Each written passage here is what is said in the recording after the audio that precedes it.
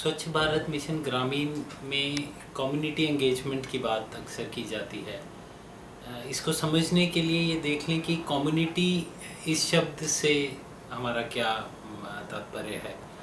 Community में एक सरपंच आते हैं, पंचायत के सदस्य आते हैं, वहाँ के प्रमुख लोग ऐसे आते हैं जो ओपिनियन मेकर्स हैं, रिलीजियस लीडर्स, सम एसएचजीज, ये सब लोग हैं जो एक कम्युनिटी में एक रिप्रेजेंटेटिव रोल प्ले करते हैं और इनकी अहम भूमिका है कम्युनिटी में। स्वच्छ भारत मिशन ग्रामीण में लेकिन जब हम कम्युनिटी की बात कर रहे हैं तो ये एक ध्यान में रखना होगा कि community x tends beyond them also. ये एक शुरुआत के लिए इन सब लोगों का एंगेजमेंट ज़रूरी है, लेकिन वास्तव में मेरा घर स्वच्छ हो यहाँ से अगर बात शुरू होती है तो कम्युनिटी का हर सदस्य इंक्लूडिंग जो मोस्ट वल्नरेबल पॉपुलेशन है वहाँ तक ये बात ले जानी होगी और उसको हम सही मायने में कम्युनिटी एंगेजमेंट कहेंगे। ये ज़रूरी इसलिए हो जाता है क्योंकि ये प्रोग्राम हम जानते हैं कि कोई टॉयलेट कंस्ट्रक्शन का प्रोग्राम नहीं है। इसमें व्यवहार परिवर्तन की बात की जा रही है और अगर हम व्यवहार परिवर्तन की बात करते हैं तो ये समझना होगा कि किसके व्यवहार की परिवर्तन की बात कर रहे हैं। सबसे पहले तो ये प्रश्न आएगा कि अक्सर कहा जाता है लोगों को बहुत सालों से आदत है खुले में जाने की, वो आदत बदलना बहुत मुश्किल है, उनका व्यवहार परिवर्तन होगा। लेकिन कहीं ना कहीं जो हम सब लोग इस कार्यक्रम की अमल बजावनी इम्प्लीमेंटेशन में जुड़े हुए हैं, हमारा माइंडसेट क्या है। हम लोग ट्रेंड हैं in implementing schemes as government programmes. अक्सर कार्यक्रमों में कोई वेलफेयर लोगों तक पहुंचाना होता है और उसको किस तरह से बेस्ट वे में दिया जाए वो हमने सीखा है।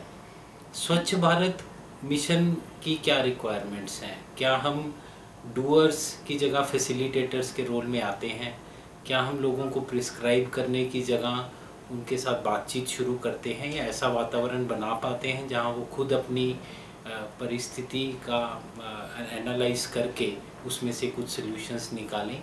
तो ये माइंडसेट कहीं ना कहीं हम लोगों के चेंज की भी ज़रूरत होगी।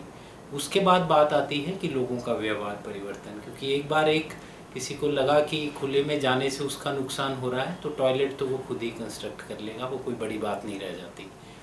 लेकिन बारीक मुद्दा इसमें ये है कि एक गांव में 100 में से अगर 70, 80, 90 लोगों ने टॉयलेट बना भी लिया, लेकिन कुछ लोग अगर फिर भी बाहर जा रहे हैं तो क्या उस गांव को आरोग्य का फ़ायदा मिलेगा?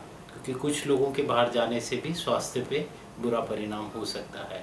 तो बिहेवियरल चेंज, यहाँ पे हम कलेक्टिव बिहेवियरल चेंज की बात कर रहे हैं कि एज ए यूनिट एक गांव पूरा समझे कि खुले में शौच जाना किसी एक व्यक्ति या 2 व्यक्ति की असुविधा या सुविधा की बात नहीं है, पूरे गांव का स्वास्थ्य उससे जुड़ा हुआ है। ये इसलिए भी ज़रूरी है क्योंकि खुले में शौच मुक्त जब गांव हो जाएगा तो गांव के सब लोग उसमें जुटें कि उसको बरकरार रखना, सस्टेन करना, और ये प्रक्रिया अगर गांव इसको ओन अप करता है तभी की जा सकती है। बाहर से इसका कंटिन्यूस मॉनिटरिंग लगभग असंभव है।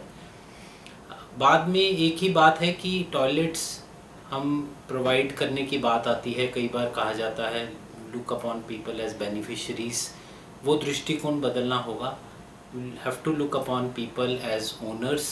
We have to work with the people, not work for the people.